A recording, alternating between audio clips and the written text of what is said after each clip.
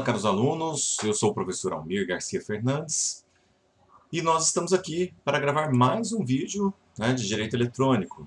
Esse é nosso sétimo vídeo já de Direito Eletrônico. O assunto de hoje é a privacidade no ambiente eletrônico.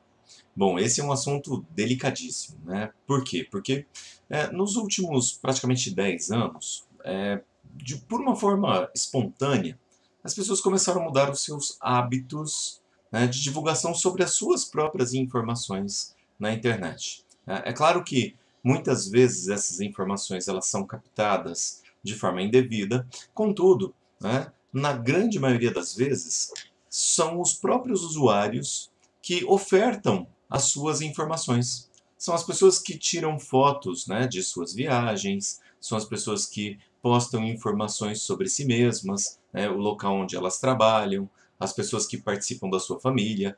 Se nós entrarmos em redes sociais, nós conseguimos minerar uma quantidade de informações muito grandes de uma pessoa, só olhando, por exemplo, o local onde ela trabalha, quem são membros da família dessa pessoa, quem não é membro dessa família, o local que essa pessoa já estudou. Então, nós temos alguns aplicativos, nós temos algumas redes de mensagens e informações sobre pessoas em que nós gratuitamente ofertamos uma série dessas informações. E aí nós começamos a pensar, mas será que a utilização dessas informações que já foram prestadas pelas pessoas, ou mesmo a coleta de todas essas informações, elas violam o direito de privacidade? E mais ainda, o que seria considerado privacidade nesse nosso universo do direito eletrônico?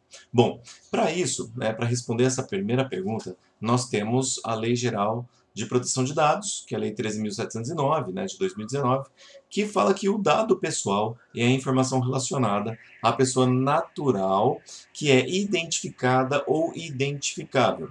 Então, toda informação relacionada a uma pessoa natural é considerado um dado pessoal.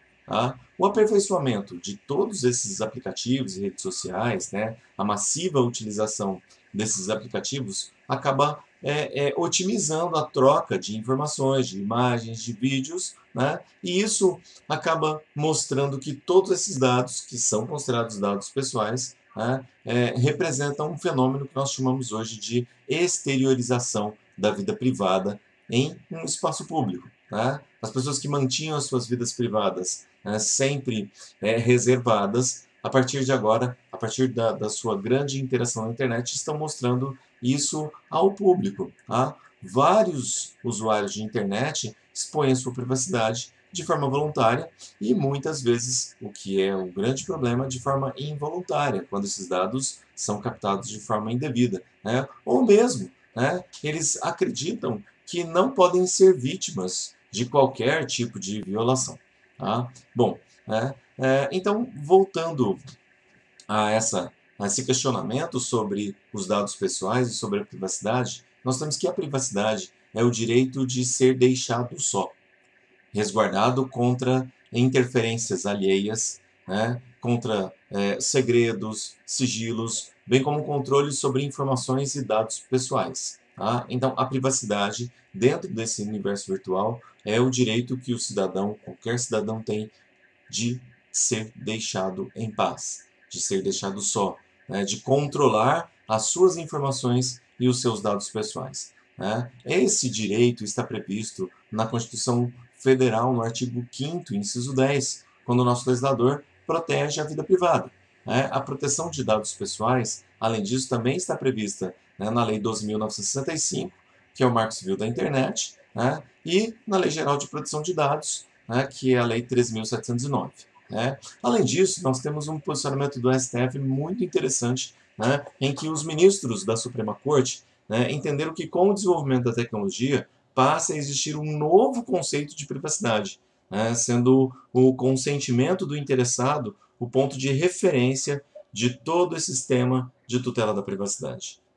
Então, mesmo que as informações foram apresentadas pelo próprio usuário, de forma livre no universo virtual, a utilização desses dados depois depende da autorização dele, usuário. Essa é uma questão bastante importante, por isso nós já tivemos várias situações de indenizações, né, de fixação de danos morais, em virtude de situações em que as pessoas, né, elas mesmas às vezes deram causa à transposição das suas informações. Tá? E isso levanta uma outra discussão que é sobre a segurança que é ofertada pelos sites da internet. Né? E aí, será que esses sites que as pessoas estão utilizando, será que eles devem disponibilizar para os usuários políticas de segurança? Tá? A resposta é sim. Tá? Esses sites têm que disponibilizar para os usuários tanto políticas de segurança e privacidade, e essas políticas têm que ser de fácil compreensão.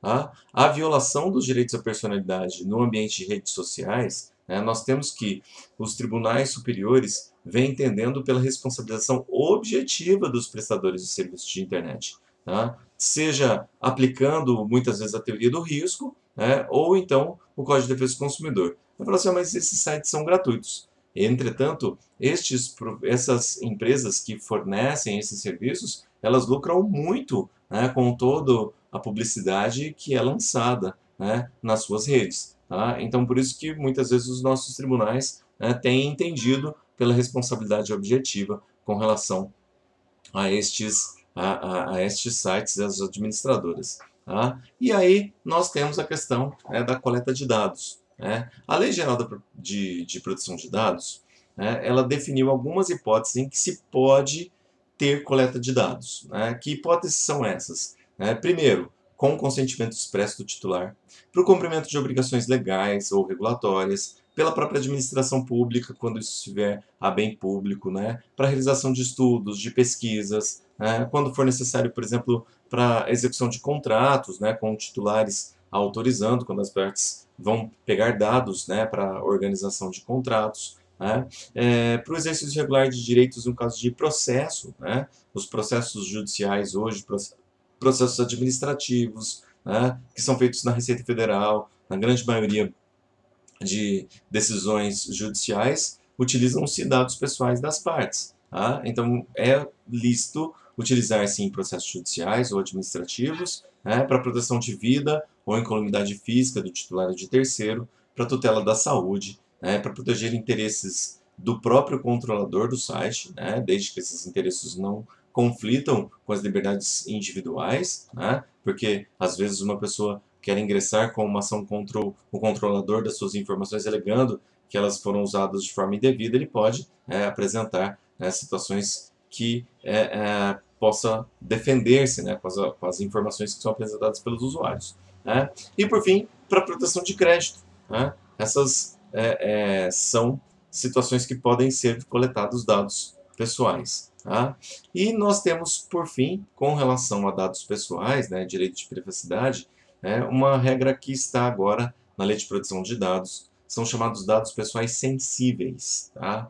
E o que são dados pessoais sensíveis? São dados sobre origem racial, origem étnica, convicções religiosas, opiniões políticas, filiações a sindicatos, organizações de caráter religioso, filosófico, político, né? dado referente à saúde ou à vida sexual das pessoas, dados genéticos, biométricos, quando vinculados a uma pessoa natural. Tá? Então, todos esses dados pessoais são considerados dados sensíveis. E, nesse caso, esses dados somente podem ser utilizados quando o titular ou responsável legal consentir. Né? Isso vale também para os dados de criança. E esse consentimento, pessoal, diferente dos demais, esse consentimento tem que ser de forma específica e tem que ser destacado, né, para as finalidades específicas previamente indicadas. Né? Porque muitas vezes quando as pessoas acessam fazer o download, por exemplo, de um aplicativo, né, o aplicativo pede a sua permissão para coleta de dados, coleta de imagens. Né? Agora, no caso de dados sensíveis, não.